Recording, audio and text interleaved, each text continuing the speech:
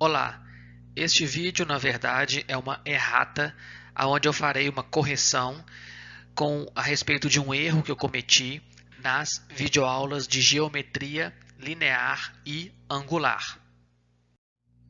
Bom, o erro que eu cometi foi neste slide, que é o primeiro slide da videoaula de geometria linear, e enquanto eu explicava a geometria da molécula de dióxido de carbono, eu falava sobre essas formas de representação da molécula. E eu disse que esta é a fórmula de Lewis da molécula. E quando eu estava falando a respeito desta fórmula, eu disse na videoaula que esta é a fórmula molecular. Isto é um erro. Esta fórmula chama-se fórmula estrutural. Como está escrito aqui embaixo, representações da molécula, eu acabei sendo levado pelo erro ao ler essa palavra aqui, molécula, e eu acabei falando que isso aqui é uma fórmula molecular. Isso é um erro.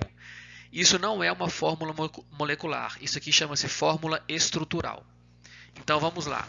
O nome dessa fórmula aqui é fórmula de Lewis, aonde todos os elétrons de valência estão na fórmula dessas bolinhas aqui.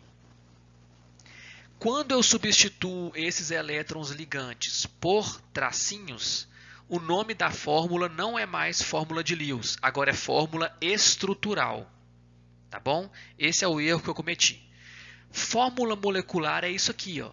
Então, essa é a fórmula molecular do CO2, essa é a fórmula de Lewis do CO2 e essa é a fórmula estrutural. Eu cometi o mesmo erro quando eu estava falando do ácido cianídrico, que é o HCN. Então, repetindo, isso aqui não é a fórmula molecular do HCN, isso aqui é a fórmula estrutural dele, isso aqui é a fórmula de Lewis dele, e isso aqui que é a fórmula molecular do HCN, que é o ácido cianídrico. Tudo bem? Então, este é o erro que eu cometi, que eu gostaria de corrigir. O mesmo erro foi cometido na videoaula de geometria angular. Lá eu cometi o erro quando eu estava falando das representações da molécula de água.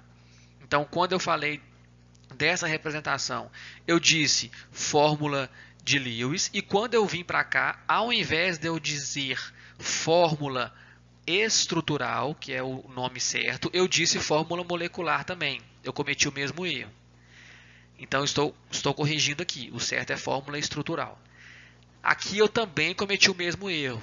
Então, nesses quatro momentos, sempre que eu chegava aqui, eu deveria dizer fórmula estrutural e eu sempre falava fórmula molecular, porque eu lia essa palavra aqui e acabava sendo induzido ao erro.